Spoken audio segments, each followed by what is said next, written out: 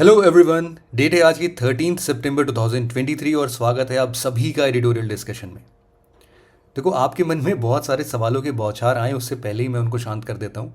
सबसे पहले आपको ये तो पता ही था कि सुमित सर अभी ट्रैवल कर रहे हैं और वो इस डिस्कशन को कंटिन्यू नहीं कर पा रहे थे इधर बीच।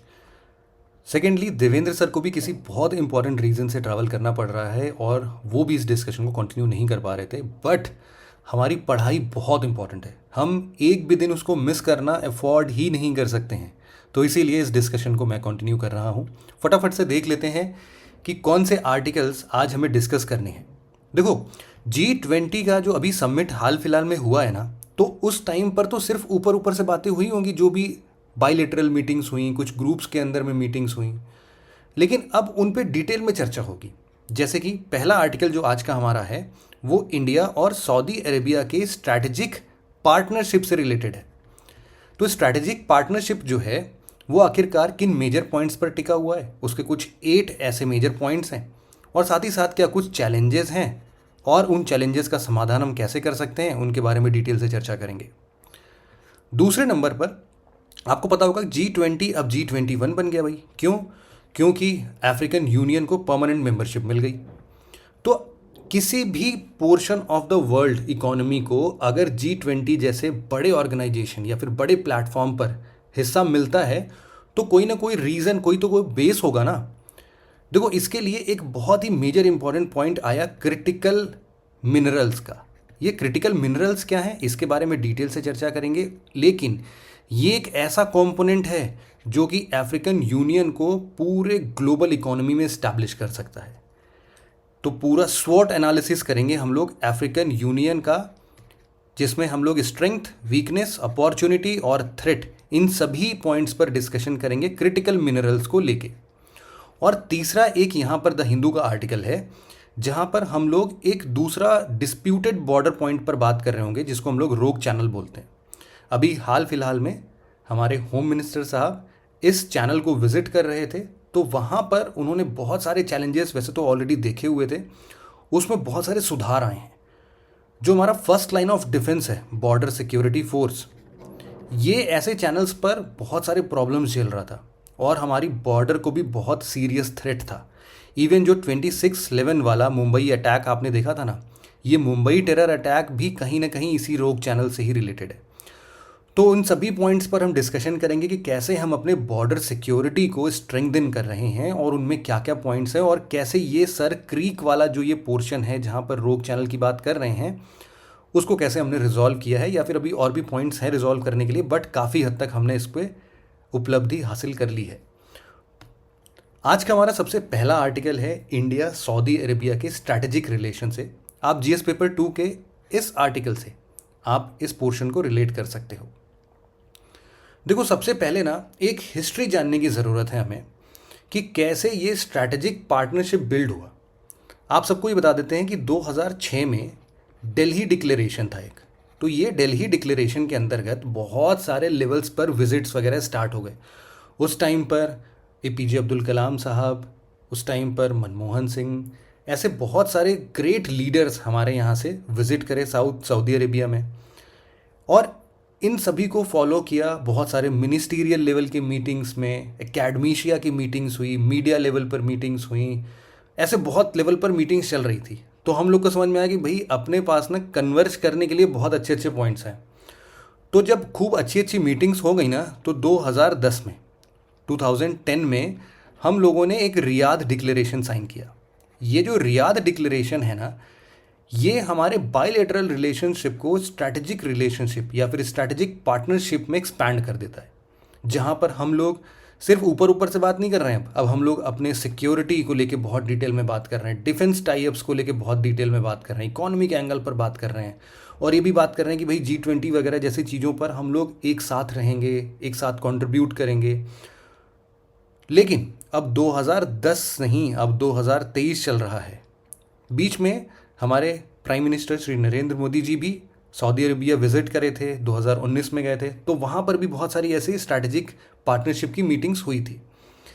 लेकिन यहाँ पर जो सऊदी अरेबिया के क्राउन प्रिंस हैं मोहम्मद बिन सलमान अल सऊद, ये आए हुए थे अभी G20 की मीटिंग में, और इन लोगों ने India Saudi strategic partnership council को को चेयर किया। अब इसमें ये लोग बहुत लेवल्स पर बातचीत करना स्टार्ट कर रहे हैं। ना सिर्फ देखो, दो कंट्रीज मान लो, एक तरफ सऊदी अरेबिया है और एक तरफ इंडिया है, दोनों के पास कुछ ना कुछ पावर्स होंगी। पावर्स इन द सेंस कि इनके कुछ तो खासियत होगी ना। जैसे सऊदी अरेबिया एक ऑयल प्रोड्यूसिंग स्टेट है, तो ऑब्वियस सी बात है कि इंडिया चाहेगा कि वहाँ से ऑयल इंपोर्ट हो जाए हमारे पास। इंडिया के पास भी ऐसे बहुत सारे रिसोर्सेज आप देख सकते हो। आईटी सेक्टर हमारा बहुत अच्छा है। इनफैक्ट हम लोग अभी रीन्यूएबल एनर्जी में बहुत अच्छा कर रहे हैं। तो इन दोनों मुद्दों पर बात होगी ना, और ऐसा भी बहुत सारी चीज़ें होंगी जिस पे दोनों लोग अच्छे होंगे, तो वहाँ पर भी एक सहमति बन जाएगी। तो स्ट्रैटेजिक रिलेशंस हमेशा इन्हीं सब चीज़ों पर बिल्ड होती हैं। तो अब जब ये पूरी मीटिंग ऑर्गेनाइज हुई ना, तो इन्होंने टोटल ऐसे 8 एग्रीमेंट्स साइन किए, जो कि एनर्जी से लेकर इंटरकनेक्टिविटी तक, डिजिटलाइज करना है, इलेक्ट्रॉनिकली डेवलप करना है, फाइनेंस को लेकर, सिक्योरिटी को लेकर, ऐसे बहुत लेवल्स पर इन्होंने डिस्कशन स्टार्ट कर दिया। तो उन सभी चीज़ों पर एक बार हम डिस्कशन कर लेते हैं। सबसे पहले नंबर पर हम देख लेते हैं एनर्जी सिक्योरिटी को। तो देखो, एक तरफ है Saudi Arabia oil producing state, जो कि इंडिया के लिए थर्ड लार्जेस्ट सप्लायर है क्रूड और पेट्रोलियम प्रोडक्ट्स का। लेकिन इसके साथ साथ देखो, जैसा कि मैंने पहले भी बताया आप लोगों को, कि इंडिया के पास भी बहुत सारी चीज़ें हैं जो कि रिन्यूएबल एनर्जी के सेक्टर में हो सकती हैं। तो रिन्यूएबल एनर्जी के साथ साथ हाइड्रोजन इलेक्ट्रिसिटी प्रोड्यूस करना, या फिर कोई भी एनर्जी एफिशिएंसी में आगे बढ़ना, इसके साथ साथ जितने भी ग्रिड इंटरकनेक्टिविटी पॉसिबल हो सकते हैं, उन सभी पर इस एनर्जी सिक्योरिटी के अंदर बातचीत हुई। अगला major agreement economic cooperation, trade and investment से रिलेटेड है।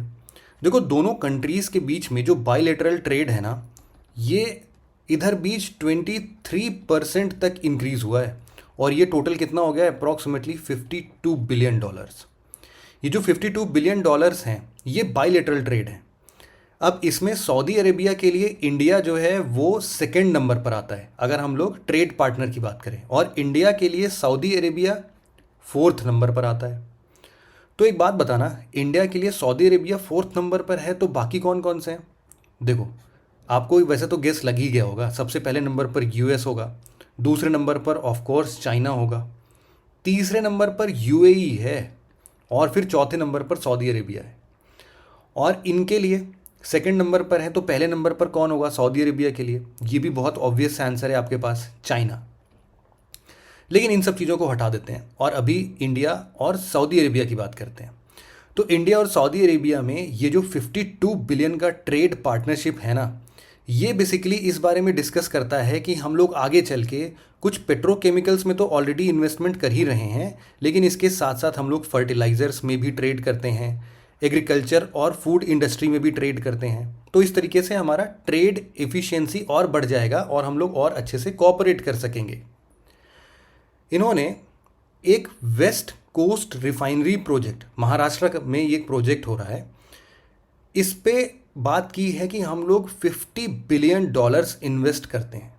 अब ये economic cooperation west coast refinery project के लिए क्या है? देखो, इंडिया की ना 3 लीडिंग पीएसयूज हैं ऑयल एंड गैस सेक्टर में। कौन कौन सी? जहाँ पर भी आप लोग पेट्रोल भराने जाते हो या डीजल भराने जाते हो ना, वो सब पता होगा। एक तो है इंडियन ऑयल कॉरपोरेशन लिमिटेड, एक है भारत पेट्रोलियम कॉरपोरेशन लिमिटेड, और एक है हिंदुस्तान पेट्रोलियम कॉरपोरेशन लिमिटेड।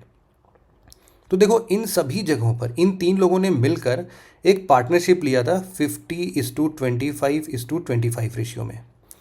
इन्होंने ना इन सबको मिला के एक और जॉइंट वेंचर बनाया जिसका नाम था रत्नागिरी। इसको हम लोग ऐसे लिख सकते हैं कि Ratnagiri refinery and petroleum limited, petrochemical limited. इसको हम लोग शॉर्ट फॉर्म में RRPL बोलते हैं। क्या नाम है? एक बार फिर से रिपीट कर देता हूँ, Ratnagiri refinery and petrochemical limited.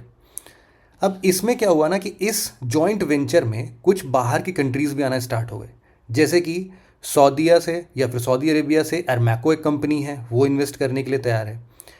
फिर इसके बाद Abu Dhabi national oil company है, वो भी इनिशिएट कर रही है।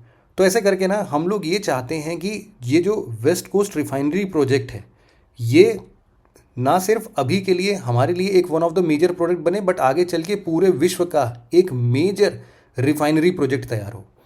तो इससे क्या होगा कि हमारा थोड़ा सा जो ट्रेड डेफिसिट अभी हम लोग देख रहे हैं, अभी आगे चल के डिस्कस भी करेंगे, या फिर जो हमारा एक सिंगल हैंडली हम लोग किसी एक कंट्री पर अपने पेट्रोकेमिकल प्रोडक्ट्स के लिए डिपेंडेंट होते हैं, तो उनकी रिफाइनिंग वगैरह का लेवल हम लोग अपने कंट्री में बहुत इजीली कर सकते हैं। और इनफैक्ट हम लोग क्रूड ऑयल को लेके यहाँ पर रिफाइन करके उसको फर्दर एक्सपोर्ट करने की कैपेसिटी भी रख पाएंगे। तो इसीलिए ये प्रोजेक्ट बहुत इंपॉर्टेंट है, इसके बारे में आपको ज़रूर से ध्यान होना चाहिए आगे भी। फिर अगला हमारा जो कन्वर्जन पॉइंट था वो था साइंस एंड टेक्नोलॉजी में। आप सबको पता है अभी चंद्रयान मिशन बढ़िया इंडिया ने भेजा है, तो ऑब्वियस सी बात है उन सब की बात होगी। तो मतलब कि स्पेस का मुद्दा आएगा ही आएगा कि भाई देखो, अगर आपको भी कुछ ऐसे स्पेस मिशंस वगैरह भेजने हैं, कुछ रिमोट सेंसिंग सैटेलाइट आपको कभी भेजना है, तो वी आर ऑलवेज ओपन, कोई दिक्कत नहीं है, करते हैं साथ में। साथ ही साथ आपको पता है कि इंडिया का आईटी सेक्टर बहुत स्ट्रांग है, तो आईटी सेक्टर को भी लेके काफ़ी बातचीत हुई। कम्युनिकेशन सेक्टर हो गया या फिर कोई भी सैटेलाइट बेस्ड नेविगेशन हो गया, इन सभी जगहों पर हम लोग साथ में कोऑपरेट करने के लिए तैयार हैं। अगला इंपॉर्टेंट पॉइंट है हमारा डिफेंस कोऑपरेशन, जिसके अंदर में हम लोगों ने ये निश्चय किया कि भाई अगर बात टेररिज्म की हो रही हो या फिर हमारे इंटरनल सिक्योरिटी की या फिर एक्सटर्नल सिक्योरिटी की, कोई टेंशन नहीं है, हम दोनों लोग साथ में मिल के काम करेंगे इस पर। और इस पर एक बात की सहमति ये हुई है कि जो भी मिसाइल्स हैं या फिर ड्रोन्स हैं, उनको टेरर अटैक्स के लिए यूज़ नहीं करेंगे भाई। इसका हम लोग को ना कभी भी ग्लोबल लेवल पर अगर डिस्कशन होगा तो इसमें साथ मिलके इसको अपोज करेंगे। और साथ ही साथ सिक्योरिटी कोऑपरेशन बढ़ाते हैं। डिफेंस इंडस्ट्रीज़ जो भी आपके पास हैं, हमारे पास जैसे डीआरडीओ है, इन सबको थोड़ा साथ में मिला के काम करते हैं। टेक्नोलॉजी ट्रांसफ़र की बात हो जाए या फिर कुछ मिसाइल का आदान प्रदान हो जाए, वो सारी चीज़ें हम आपस में बैठ के बहुत ईजिली कर सकते हैं। अगला इंपॉर्टेंट पॉइंट ऑफ डिस्कशन था क्लाइमेट चेंज के ऊपर। इन दोनों लोगों ने ये सहमति जताई है कि देखो, UNFCCC के अंदर जो पेरिस एग्रीमेंट हुआ था, पेरिस एग्रीमेंट याद है आप सभी लोगों को, कब हुआ था? 2015 में, वेरी गुड। और 2016 में इसको फिर सभी लोगों ने ऑफिशियली साइन कर दिया था, तो इफेक्टिव है 2016 से। इसमें किसकी बात होती है? ओवरऑल अगर क्लाइमेट चेंज की बात करते हैं तो हम लोग किसके तरफ आगे बढ़ने की कोशिश कर रहे हैं इस मीटिंग के थ्रू? ज़ीरो कार्बन सोल्यूशन की तरफ। तो ज़ीरो कार्बन सोल्यूशन एक मुद्दा था डिस्कशन का। साथ ही साथ पेरिस एग्रीमेंट के अंदर में जो भी हम लोगों ने नेशनली डिटरमाइंड कॉन्ट्रीब्यूशंस, मतलब कि हमारे हमारे पार्ट पर इतना कार्बन एमिशन कम हो जाना चाहिए, कब तक? अप्रॉक्सीमेटली 2030 तक। तो उसके लिए हम लोग बिल्कुल अडिग रहेंगे, टिके रहेंगे, उस पर अच्छा काम करेंगे। और इसके साथ ही साथ पेरिस एग्रीमेंट में एक ये भी बात थी कि हम लोग इस पूरे सेंचुरी में ना अपने pre industrial level of temperature से 1.5 डिग्री सेल्सियस या 2 डिग्री सेल्सियस से ज़्यादा आगे नहीं बढ़ेंगे। पहले 2 डिग्री सेल्सियस था, अभी हम लोग पूरा कोशिश कर रहे हैं कि 1.5 डिग्री सेल्सियस भी आगे ना बढ़े। तो ये हमारा ग्लोबल एवरेज टेम्परेचर जो है ना, ये इतना ही होना चाहिए। लेकिन देखो, इन सभी डिस्कशन के साथ साथ डेफिनेट सी बात है, बहुत सारे चैलेंजेस भी होंगे इन बायलैटरल रिलेशंस में। तो सबसे पहला चैलेंज एनर्जी सिक्योरिटी को लेके ही है कि देखो, हम लोग ना क्रूड ऑयल के लिए ज़्यादा डिपेंडेंट है। मतलब कि अगर नॉर्मली आगे चल के अभी हम लोग ट्रेड की बात कर रहे थे ना, बायलैटरल ट्रेड, तो ट्रेड डेफिसिट एक्चुअल में हम लोग देखते हैं, और उसके पीछे बहुत ज़्यादा रीज़न ये क्रूड ऑयल इंपोर्ट का होता है। तो एक तरफा ये पूरा रिलेशनशिप चलने लग रहा है। तो उसके लिए हम लोग क्या कर रहे हैं कि भाई, एक तो चलो ठीक है, कॉन्टिन्यूस सप्लाई ऑफ ऑयल तो बना रहे, लेकिन साथ ही साथ हम लोगों को और भी जगहों पर थोड़ा सा देखना पड़ता है कि हम लोग दूसरे कंट्रीज से भी ऐसे रिलेशन बना के चलें। तो वो एक मेजर चैलेंज आता है कि एनर्जी सिक्योरिटी को भी मेंटेन करना है और एक पर्टिकुलर कंट्री पर टिक के पूरा काम कर भी नहीं सकते। और इसी से जुड़ा हुआ दूसरा चैलेंज वही जियोपॉलिटिकल अलायंसेस के ऊपर है कि हम लोग अगर एक कंट्री पर पूरा टिक के काम कर नहीं सकते, तो जायज़ सी बात है हम लोग रशिया से भी बात करेंगे, चाइना से भी किसी मुद्दों पर बात करेंगे, और इनफैक्ट सऊदी अरेबिया भी चाइना से बात करेगा। तो इन सभी डोमेन को एक साथ लेके चलना, जिसमें सभी लोग जियोपॉलिटिकल अलायंस बनाते हैं और सबके अच्छे रिलेशंस बन जाए, तो देखो वो थोड़ा सा कम पॉसिबल हो पाता है। तो कहीं ना कहीं हम लोग को पॉजिटिव या नेगेटिव साइड देखने को मिलता ही है। एक मेजर चैलेंज है ना, मिडिल ईस्ट में कुछ रीजनल पॉलिटिक्स के पोल्स हैं। जैसे कि मान लो एक तरफ ईरान हो गया, फिर इराक हो गया, टर्की हो गया, सऊदी अरेबिया हो गया, ये सभी ऑयल प्रोड्यूसिंग नेशंस हैं। लेकिन इन सभी से रिलेशंस इस्टेब्लिश करना, रिलेशन मेंटेन करना इस मिडिल ईस्ट में हमेशा एक इंस्टेबिलिटी की तरफ इशारा करता है। तो इसीलिए एक की तरफ ज़्यादा टिल्ट होने से बाकी कंट्रीज़ नाराज़ हो जाती हैं, ऐसा भी देखा गया है। ट्रेड इम्बैलेंस, जैसा कि मैं आपको पहले ही बता रहा था कि $31.3 बिलियन का ट्रेड डेफिसिट है एक तरीके से। तो इसको किसी न किसी तरीके से हमें बराबर करना है कि ये ट्रेड डिफिसिट ना दिखे, हम सिर्फ इंपोर्ट ही ना कर रहे हो बल्कि हम सऊदी अरेबिया को बहुत सारी चीज़ें एक्सपोर्ट भी कर सकते हैं। अगला मेजर चैलेंज जो है ना वो कल्चरल डिफरेंसेस और ह्यूमन राइट्स से रिलेटेड है। कल्चरल डिफरेंसेस का क्या मतलब है? देखो, जहाँ एक तरफ सऊदी अरेबिया का ऑफिशियल स्टेट रिलीजन सुन्नी इस्लाम है, और आप सबको पता है कि इंडिया तो सेक्युलर है इस चीज़ में, ये एक डिफरेंस पैदा करता है। साथ ही साथ आप देखो, अगर पॉलिटिकल डिफरेंसेस की बात की जाए तो वहाँ का गवर्नमेंट कैसे काम करता है। वहाँ पर एक किंग है, ये किंग जो होते हैं वो ही मिलिट्री के कमांडर इन चीफ भी होते हैं, और किंग जो है वो एक क्राउन प्रिंस को अपॉइंट करते हैं, और यही दोनों लोग मिलके मेजर मेजर सारी चीज़ें चलाते हैं। लेकिन आप सबको पता है कि हमारा इंडिया तो डेमोक्रेटिक पिलर्स पर बिल्ड हुआ है, तो इसीलिए ऐसे कल्चरल पॉलिटिकल डिफरेंसेस रहते हैं हमेशा। पॉलिटिकल सिस्टम में भी डिफरेंसेस देखने को मिलेंगे। ह्यूमन राइट्स की बात करें, देखो आपको पता होना चाहिए कि इंडिया में बहुत बड़ा तबका as a Indian diaspora Saudi Arabia में माइग्रेंट वर्कर्स के जैसे काम करता है। अप्रॉक्सीमेटली 0.8 मिलियन लोग ऐसे हैं। अब इनके ना नॉर्मल राइट्स, वेलफेयर, सिक्योरिटी, इन सब पर हमेशा क्वेश्चन मार्क लगता है। आप सभी ने नीतकत लॉ का नाम सुना है क्या? नीतकत लॉ एक्चुअल में एक प्रकार का सऊदीजेशन प्रोग्राम है। क्या बोलते हैं, मतलब सऊदिया का है तो इसको सऊदीजेशन बोल देते हैं। सऊदीजेशन प्रोग्राम ये क्या बोलता है, सपोज करो एग्जांपल के तौर पर महेश अपने 9 विले दोस्तों के साथ सऊदी अरेबिया जाता है एज ए माइग्रेंट वर्कर वहाँ पर काम करने के लिए। कुल कितने हो गए? महेश को लेके 10 लोग हो गए। अब नीतकत लॉ ये बोलेगा ना कि भाई आप 10 के 10 लोग एक कंपनी में काम नहीं कर पाओगे। क्यों? क्योंकि नीतकत लॉ बोलेगा कि इस 10 माइग्रेंट वर्कर में कम से कम एक सऊदी अरेबिया का सिटीज़न होना ही चाहिए। तो अफसोस की बात यह है, महेश को रिटर्न आना पड़ेगा इंडिया में, और रिटर्न आना भी पड़ेगा भाई, हमारे एग्जाम्पल्स में कौन काम आएगा। तो फिर मतलब प्रॉब्लम क्या है कि ये सीरियस एक प्रॉब्लम है कि वहाँ पर बहुत सारे लोग फिर जाते हैं लेकिन काम नहीं मिलता है, वापस आना पड़ता है, खर्चा वगैरह भी बहुत सारा हो जाता है, और वहाँ पर इनके प्रॉपर वेलफेयर, सिक्योरिटी या फिर इनके राइट्स का एक तरीके से हनन होता है। तो इन सब पर भी थोड़े थोड़े डिफरेंसेस हमेशा से रहते हैं।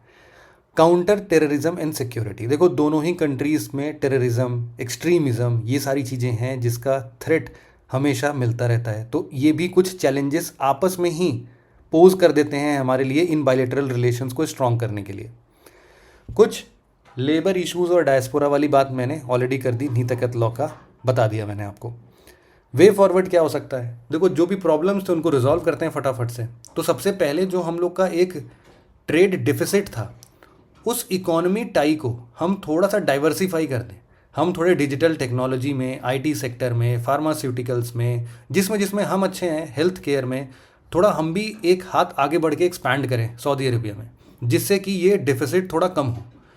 थोड़ा सा इन्वेस्टमेंट प्रमोशन हम भी देख लेते हैं, जैसे कि सऊदी अरेबिया ने एक अपना विजन डॉक्यूमेंट 2030 प्लान, जिसमें बहुत सारे अपॉर्चुनिटीज़ की बात की गई थी, वो पब्लिश किया था। तो इसके चलते जितने भी नए तरीके के इकोनॉमिक ग्रोथ आएंगे या फिर इनोवेशन आएगा, इन सब में इंडिया को भी कंट्रीब्यूट करना चाहिए। वहाँ जाके इंडिया को भी पुश करना चाहिए अपने प्राइवेट सेक्टर को और बाकी प्लेयर्स को भी कि वहाँ जाओ, सऊदी अरेबिया में इन्वेस्ट करो। कुछ नए एरियाज ऑफ कॉन्फ्लुएंस जहाँ पर हम लोग एक साथ आ सकते हैं, उनको भी थोड़ा सा देखना चाहिए, जैसे कि फार्मास्यूटिकल्स, आईटी सेक्टर्स, इन सब की बात हमने ऑलरेडी कर ली है। अगला एनर्जी ट्रांजिशन की बात है कि हम लोग देखो सिर्फ बायर सेलर रिलेशन पर ना टिके रहें, हम लोग का स्ट्रैटेजिक पार्टनरशिप हो गया भाई। अब तो हम लोग थोड़ा सा और इंटरडिपेंडेंटली काम कर सकते हो। हम लोग एक दूसरे को म्यूचुअली कॉम्प्लीमेंट करें कि आप जिसमें कमी है हम बताते हैं, हमारी जिसमें कमी है आप आ जाओ। तो सिर्फ बायर सेलर जैसा कुछ रिलेशन नहीं होना चाहिए कि स्ट्रॉन्ग टाई बनना चाहिए। और स्ट्रॉन्ग टाई कैसे बनेगा?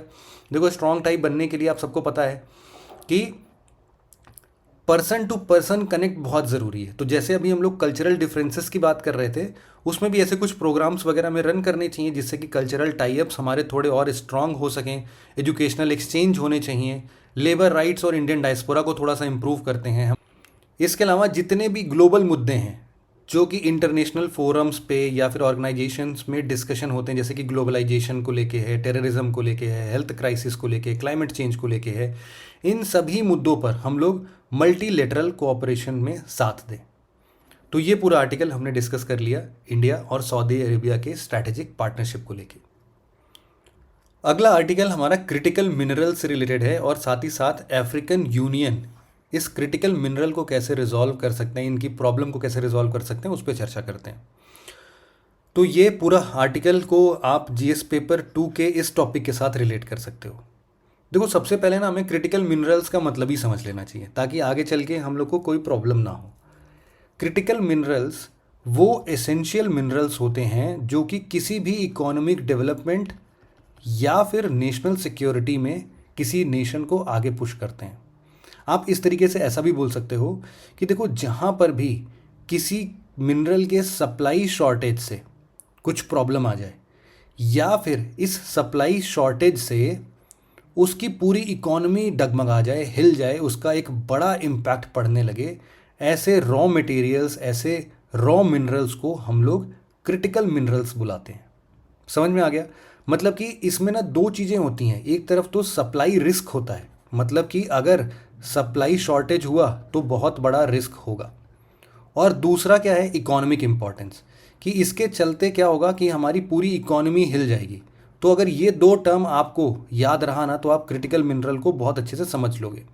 और इनफैक्ट इन सभी चीज़ों के लिए इंडिया ने हाल फिलहाल में एक कमिटी का गठन किया था और जून 2023 में ही इन्होंने एक असेसमेंट रिपोर्ट सबमिट किया है 52 पेजेस का। उसको आप लोग चाहो तो डाउनलोड भी कर सकते हो, इंटरनेट पर मिल जाएगा, हालांकि उतना पढ़ने की ज़रूरत नहीं है।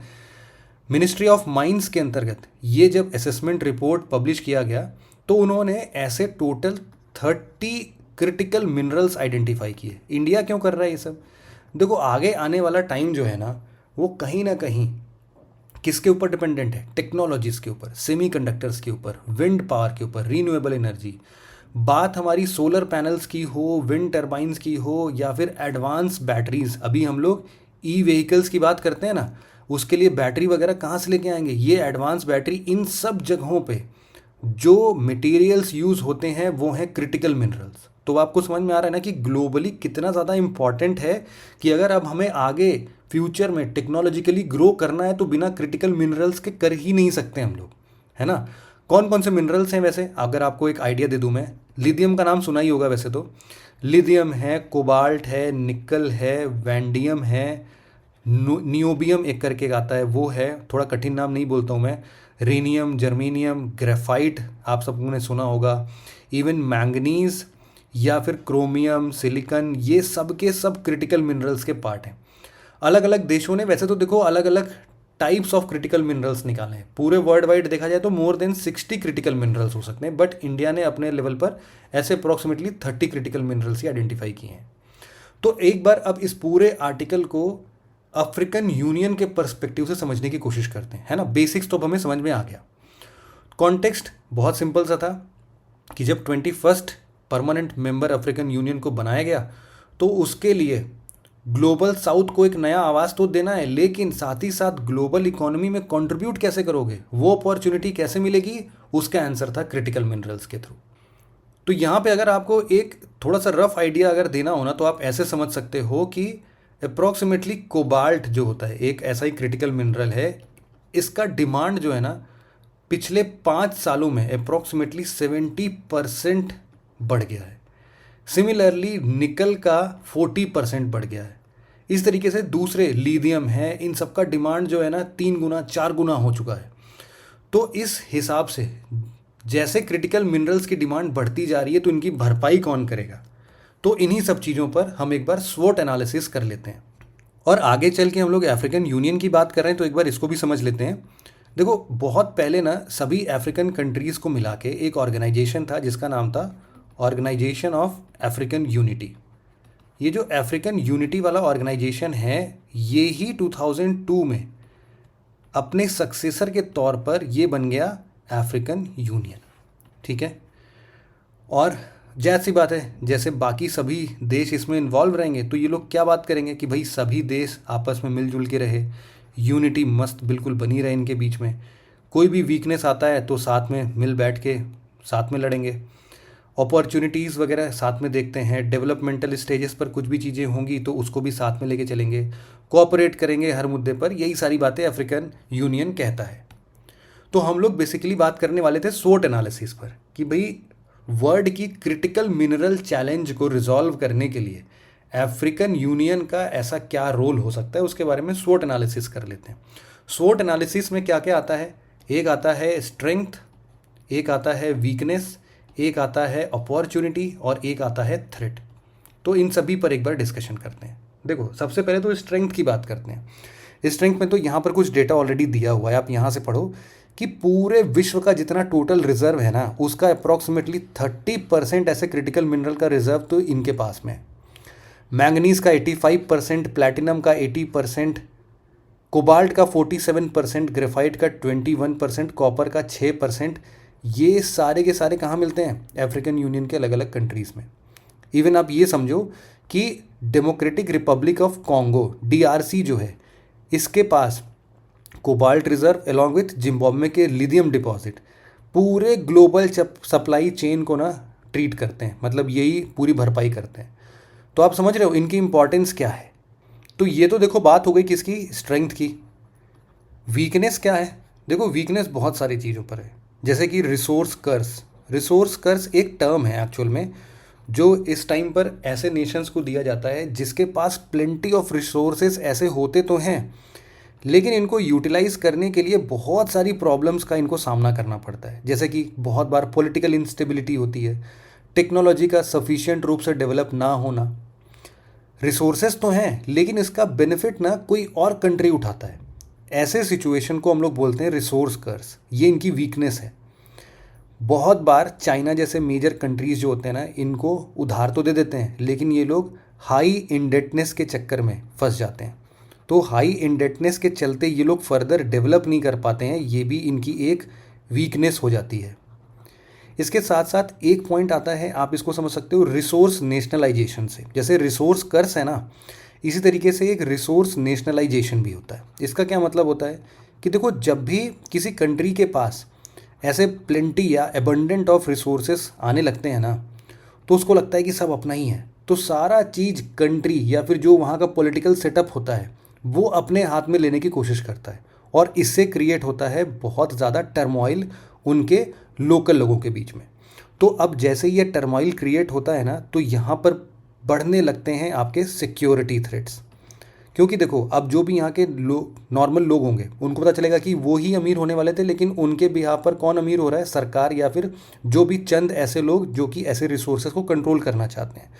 तो वहाँ पर बहुत तेज़ी से सिविल कॉन्फ्लिक्ट्स बढ़ेगा, थेफ्ट बढ़ेगा, धीरे धीरे टेररिज्म वाला पंगा भी आ सकता है। तो ये सारे वीकनेसेस हैं अफ्रीकन यूनियन के पास में। अपॉर्चुनिटीज़ की बात कर सकते हैं हम लोग। देखो, अपॉर्चुनिटी बहुत सारे हो सकते हैं। जैसे कि हम लोग बात कर सकते हैं, सबसे पहली अपॉर्चुनिटी ये कि इस पूरे वर्ल्ड के लिए जो चाइना या फिर कुछ ऐसे मेजर इकोनॉमीज़ हैं जहाँ पर अपना दबदबा बना रहे हैं, उनको काउंटर करना बहुत इजी हो जाएगा। साथ ही साथ ये अफ्रीकन यूनियन के लिए एक बहुत बड़ी अपॉर्चुनिटी है अपनी इकॉनमी को बूस्ट करने के लिए। तो जैसे ही ये अपनी इकॉनमी बूस्ट करना चाहता है, इस इकॉनमी को बूस्ट करने के लिए जितने जॉब की ज़रूरत होगी, तो जॉब क्रिएशन भी एक बहुत बड़ी अपॉर्चुनिटी रहेगी अफ्रीकन यूनियन के लिए। साथ ही साथ देखो, जब भी एक कंट्री के साथ रिलेशन क्रिटिकल मिनरल्स का होगा, तो ऐसा तो नहीं है कि सिर्फ वहीं तक सीमित रहेगा। ये लोग क्या करेंगे? ये लोग उसको थोड़ा एक्सपैंड भी तो करेंगे ना। देखो, जैसे कि हम लोग रिसोर्स कर्स बोल रहे थे ना, तो रिसोर्स कर्स में एक ये भी मुद्दा होता है कि जो एक लिमिटेड रिसोर्स है, जैसे मान लो अभी हम लोग सऊदी अरेबिया की बात कर रहे थे, वो भी ऑयल प्रोड्यूसिंग स्टेट है। लेकिन देखो, ऑयल प्रोड्यूसिंग स्टेट के होने के साथ साथ सऊदी अरेबिया ने और भी बहुत सारे जगहों पर इन्वेस्टमेंट करना स्टार्ट किया, दूसरे देशों के साथ में बायलैटरल टाई-अप्स किए, जिससे कि एक चीज़ पर सोलली डिपेंडेंट नहीं है। लेकिन इनके लिए यही अपॉर्चुनिटी अब अफ्रीकन यूनियन के लिए आ सकती है कि अभी तक तो रिसोर्स कर्ज से जूझ रहे थे, लेकिन जब इकोनॉमी ओपन करेंगे, बाहर के देश आएंगे, या फिर जब इकोनॉमीज़ एक्सपैंड होगी, जॉब क्रिएट होगा, तो कहीं ना कहीं यहाँ का जो ट्रेड है वो भी तो डाइवर्सिफाई होगा ना। तो ये भी एक बड़ी अपॉर्चुनिटी है। बात करते हैं थ्रेट्स की। देखो, थ्रेट में क्या क्या हो सकता है। सबसे पहले जो थ्रेट है वो है, जब belt and road initiative China की बढ़ रही थी, तो उस टाइम पर अफ्रीकन यूनियन में कंट्री है जिम्बाब्वे। जिम्बाब्वे की तरफ $1 बिलियन का इन्वेस्टमेंट चाइना ने किया था। तो अब ये सब ना थ्रेट है उसके ऊपर। अब ये जैसे जैसे इंडेप्टनेस में आते जाएंगे ये सब प्रॉब्लम क्रिएट करेगा इनको आगे चल के। साथ ही साथ ये थ्रेट सिर्फ इकोनॉमिक बर्डन के ऊपर ही नहीं होगा।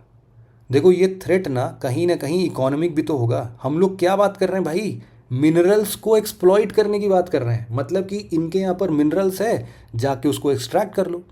लेकिन देखो मिनरल्स एक्सट्रैक्ट करने के लिए टेक्नोलॉजी की तो ज़रूरत पड़ती ही है, लेकिन उससे इन्वायरमेंट कितना डिग्रेड हो जाता है ये बात सोचिए आपने। तो इन्वायरमेंट डिग्रेडेशन अपने आप में एक बहुत मेजर प्रॉब्लम होगा अगर हमने ऐसे क्रिटिकल मिनरल्स को सबके लिए एक्सपोज कर दिया तो। इससे डिफॉरेस्टेशन बढ़ेगा, जो वहाँ की लोकल वाइल्ड लाइफ है उसको आप देखोगे कि उनका तो पूरा नीश ही ख़त्म हो जाएगा। जो हैबिटेट लॉस होगा उनको वो भी बहुत मेजर होगा। और आप ये समझो कि टेक्नोलॉजी कितनी भी डेवलप कर लो, जब भी आप ऐसे मिनरल्स को एक्सट्रैक्ट करते हो ना तो मिनरल वेस्ट तो निकलेगा ही निकलेगा। अभी भाई मिनरल वेस्ट को भी कहीं ना कहीं ठिकाने लगाना तो ज़रूरी है ना, उसको ऐसे यूं ही थोड़ी ना छोड़ देंगे वापस इन्वायरमेंट को वापस से और ज़्यादा डिग्रेड करने के लिए। तो इनका वेस्ट मैनेजमेंट में एक बहुत बड़ा थ्रेट है कि कैसे ये लोग इसको माइनिंग वेस्ट को कहाँ लेके जाएंगे, कहाँ पे डंप करेंगे, कैसे क्या होगा, तो वो भी एक बहुत बड़ा क्वेश्चन है, बहुत बड़ा थ्रेट है इनके लिए। तो ओवरऑल इस आर्टिकल में हमने यही डिस्कस किया कि स्वॉट एनालिसिस मतलब कि ये जो क्रिटिकल मिनरल्स हैं this is good to go, लेकिन इसके पॉजिटिव्स एंड नेगेटिव्स दोनों हैं। अगर हम लोग इसके वे फॉरवर्ड पर बात करें ना तो देखो सबसे पहले तो रीजनल कोऑपरेशन थोड़ा सा बढ़ाना चाहिए। ऑब्वियस सी बात है अफ्रीकन यूनियन इन सब का बर्डन अकेले नहीं ले सकता है, तो सबको एक साथ आके रीजनली कोऑपरेट करना चाहिए। और इवन अफ्रीकन यूनियन के भी जितने मेजर कंट्रीज़ हैं उनको भी आपस में कोऑर्डिनेट करना चाहिए। साथ ही साथ देखो इंडिया का भी अपना फ़ायदा है इसमें। इंडिया का फ़ायदा कैसे है कि इंडिया ने भी बहुत सालों से अफ्रीकन यूनियन के बहुत सारे कंट्रीज़ में इन्वेस्टमेंट करना स्टार्ट कर दिया है। और इनफैक्ट इंडिया भी अपने प्राइवेट प्लेयर्स को पुश कर रहा है कि जाओ वहाँ पर और ज़्यादा इन्वेस्टमेंट करो, ताकि हम लोग भी आगे चल के थोड़ा इन क्रिटिकल मिनरल्स को लेके हम भी किसी एक कंट्री पर डिपेंडेंट ना रहें, हमारे पास भी मल्टीपल ऑप्शंस हों। क्योंकि देखो इंडिया के पास भी क्रिटिकल मिनरल्स है, वो भी सर्च कर रहा है, लेकिन वो पूरी ज़रूरत को पूरा नहीं कर पाएगा, उसके लिए कहीं ना कहीं से इम्पोर्ट तो करना ही पड़ेगा। तो उसके लिए अफ्रीकन यूनियन बहुत बड़ा है। और जब से आपको पता ही कि अफ्रीकन यूनियन को परमानेंट मेंबरशिप दिलवाया गया है तो ग्लोबल साउथ में इंडिया का अपना एक दबदबा बन ही रहा है, तो उसका भी बेनिफिट इंडिया को मिलेगा। एशिया अफ्रीका ग्रोथ कॉरिडोर की बात हो सकती है। तो देखो यहाँ पर क्या है कि पहले लंबे रूट से जो भी चीज़ें शिप होती थी उसके लिए कुछ एक AAGC करके एशिया अफ्रीका ग्रोथ कॉरिडोर, इसका 2016 में इंडिया और जापान के द्वारा एक जॉइंट डिक्लेरेशन के साथ में इसको देखा गया था। तो इसके इंफ्रास्ट्रक्चरल डेवलपमेंट को हम थोड़ा सा और स्ट्रेंथन कर लें, जो अभी तक थोड़ा पीछे पीछे से चल रहा था। फिर हम लोग लोकल प्रोसेसिंग और वैल्यू एडिशन पर काम कर सकते हैं कि चलो इन्वायरमेंट डिग्रेडेशन होगा तो, लेकिन क्या हम कोई इफिशिएंट टेक्नोलॉजी लगा के इन सबको कम कर सकते हैं, क्या वैल्यू एडिशन करके देख सकते हैं।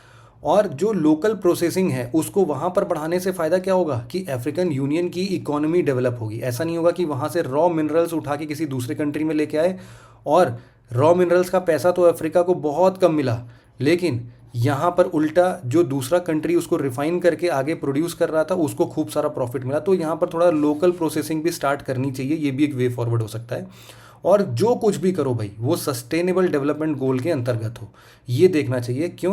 क्योंकि इसमें देखो इक्वल पार्टिसिपेशन मिलना चाहिए। वो विमेन की बात हो सकती है, लेबर राइट्स की बात हो सकती है, पुअर पीपल को प्रॉपरली आप ध्यान दे रहे हो कि नहीं दे रहे हो, पॉवर्टी रिडक्शन पर क्या है, जेंडर इक्वालिटी, ऐसी चीज़ों पर आपको ध्यान देना ही है। और एक वे फॉरवर्ड है अपना ट्रेड पार्टनर्स और डाइवर्सिफाई करो, ये सबके लिए है। मतलब ये तो मतलब यूनिवर्सल रूल है, अफ्रीकन यूनियन के लिए भी होगा और इंडिया के लिए भी होगा। तो इंडिया भी सिर्फ अफ्रीकन यूनियन पर ना डिपेंडेंट होके ऑस्ट्रेलिया है, चाइना है, अर्जेंटीना है, इन लोगों के साथ भी कोऑपरेट करे, और अफ्रीकन यूनियन भी बाकी कंट्रीज़ के साथ मिलके थोड़ा सा ट्रेड पार्टनरशिप को और एक्सपैंड करे। सिंगल मार्केट एक्चुअल में ना हमेशा प्रॉब्लमेटिक होता है, तो इसीलिए सिंगल मार्केट डिपेंडेंसी कभी होनी नहीं चाहिए किसी भी जगह। तो ये एक वे फॉरवर्ड हो सकता है। तो ये पूरा डिस्कशन डिटेल में हमने डिस्कस किया क्रिटिकल मिनरल्स और अफ्रीकन यूनियन कैसे इंपॉर्टेंट रोल प्ले करेगा फ्यूचर में, उसके ऊपर। हमारा अगला आर्टिकल एक रोग चैनल की तरफ इशारा करता है।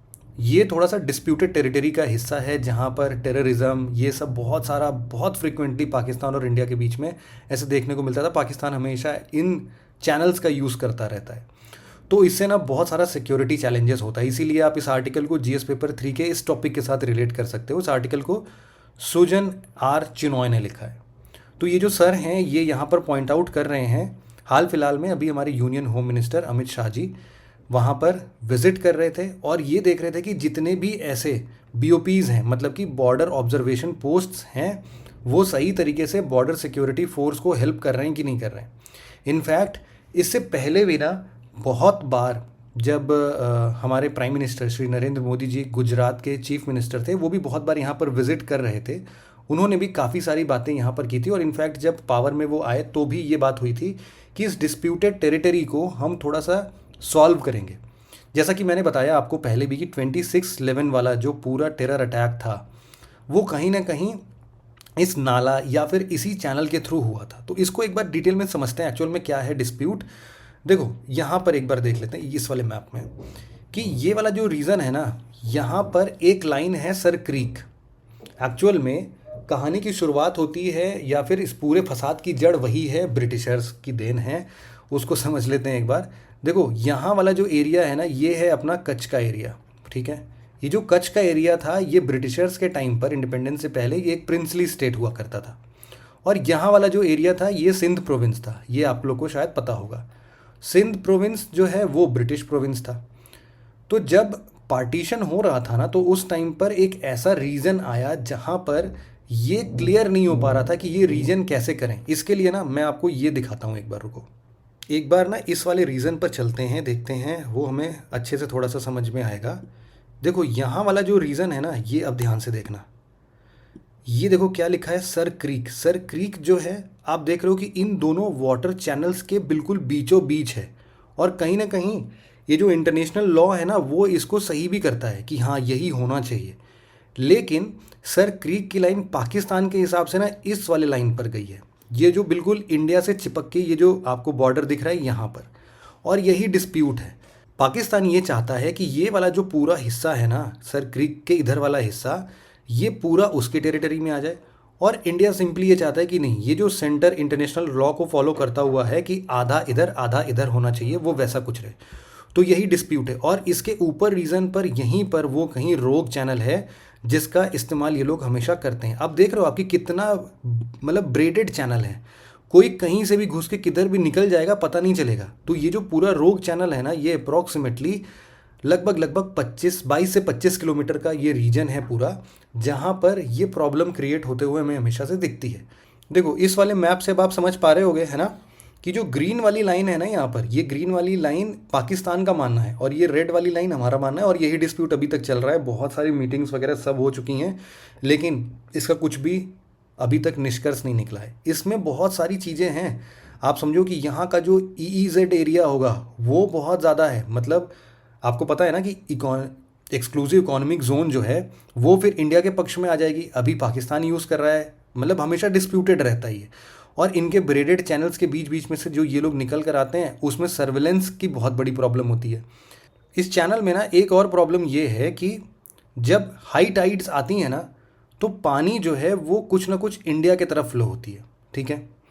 तो इसका क्या मतलब है कि यहाँ की जो लाइन है हमारी ना, वो थोड़ी सी और पीछे चली जाती है हाई टाइड के टाइम पर, और लो टाइड में फिर वापस चली जाती है। तो कहीं ना कहीं पाकिस्तान इसको क्या क्लेम करता है कि हाई टाइड के टाइम पर क्लेम करता है, लो टाइड के टाइम पर क्लेम करता है, न्यूट्रल टाइम पर, वो भी बहुत बड़ा डिस्प्यूट है।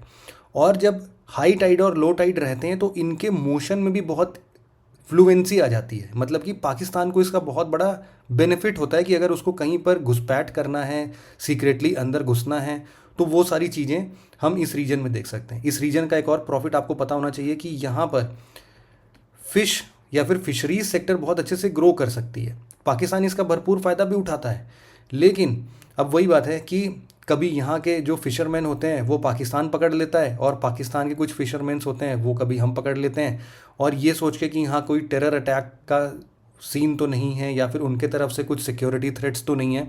तो ये हमेशा प्रॉब्लम चलता रहता है। और ये ना पूरा ये वाला जो रीज़न है ना, ये पूरा मार्शी मड फ्लैट है, दलदल जैसी ज़मीनें हैं यहाँ पर। तो यहाँ पर पेट्रोलिंग वगैरह करना बहुत मुश्किल हो जाता है। बहुत जगह तो हमें स्कैप फोल्डिंग लगाना पड़ता है, मतलब ऐसे पाइप का स्ट्रक्चर क्रिएट करके ऊपर ऊपर तक पूरा बिल्ड करना पड़ता है और फिर सर्विलेंस हो पाता है।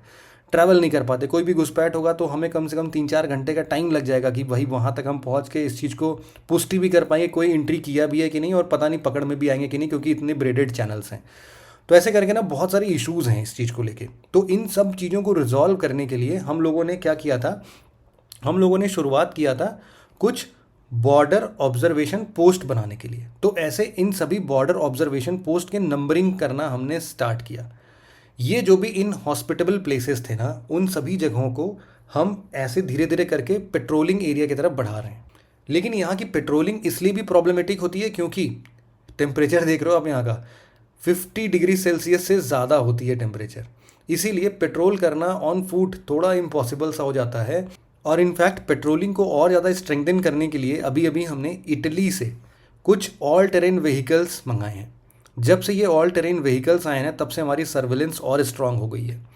और साथ ही साथ हम लोग ऐसे, जैसा मैं बोल रहा था, स्कैप फोल्डिंग, स्पीड बोट्स का यूज़ करके, बहुत सारे एटीवीज़ का यूज़ करके अब हम लोग क्या करते हैं, अपनी वॉच ड्यूटीज़ को बहुत स्ट्रेंथन कर चुके हैं। इसके देखो वे फॉरवर्ड में ऐसा ही कुछ लिख सकते हैं कि अभी भी देखो ये ना फुल प्रूफ प्लान नहीं है कोई, कि अब कोई घुसपैठ आएगा ही नहीं या फिर कभी ऐसे इंसिडेंसेस नहीं होंगे।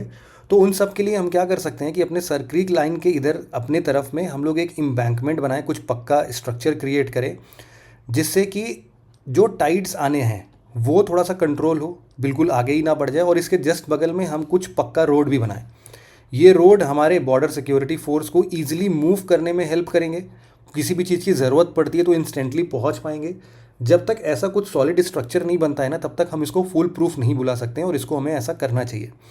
पिछले 1 दशक में हमने बहुत सारे ऐसे BOPs बना के बॉर्डर सिक्योरिटी को इन्हेंस तो किया है, लेकिन हाँ, थोड़ी सी और कोशिश करके हम इसको बिल्कुल फुल प्रूफ बना सकते हैं। तो इस आर्टिकल में मोटा मोटा यही था। हाँ, एक और प्रॉब्लम थी जिसको आपको बताना है कि यहाँ पर देखो, चूंकि ये पूरा मार्शी लैंड है ना, यहाँ पर एक बहुत बड़ी समस्या ये थी कि BSFs को पीने का पानी नहीं मिलता था।